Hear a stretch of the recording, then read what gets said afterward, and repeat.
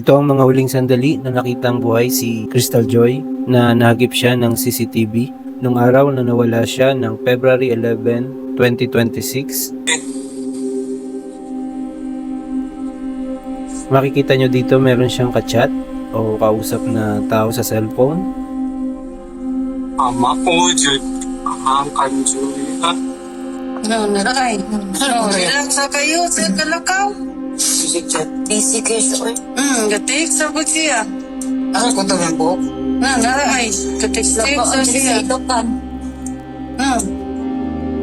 Sige siya tapes.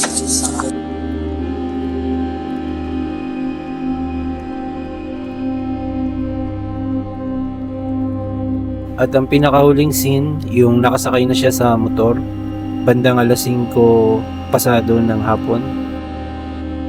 8 araw na nawala si Crystal Joy hanggang noong February 19, ang aso na si Mayat ay may inuwi na paa sa bahay nila na nakita ng amo niya.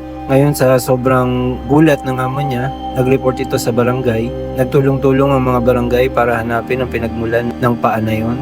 Nagulat ang mga residente sa Toledo City sa Cebu nang makita ang paang ito na tangay-tangay ng isang aso. Siya mo nakatangog ato gyud.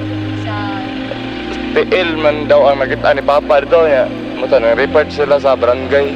Nang siyasatin, nadiskubre ng mga residente ang pinanggalingan ng paa, isang batang babae na nakatali sa puno sa bulubunduking bahagi ng barangay. Sa investigasyon ng pulisya, kinilala ang biktima na si Crystal Joy Abarquez, 12 taong gulang, na mahigit 1 linggo nang nawawala. Abot-abot ang pagdadalamhati ng magulang ni Crystal na nawala noong February 11 matapos umalis ng bahay.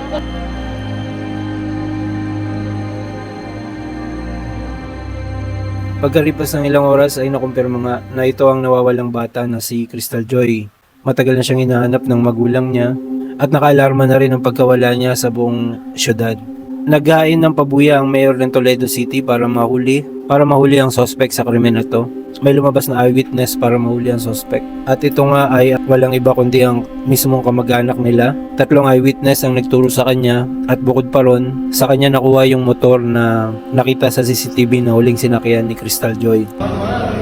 Gamit ka? Lanas?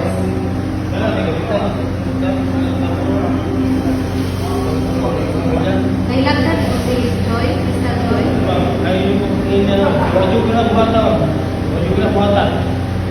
Ang pinakamasakit na scene pa rito ito. Ang kasalukuyan pong nakakulong din ang tatay ni Crystal Joy sa city jail.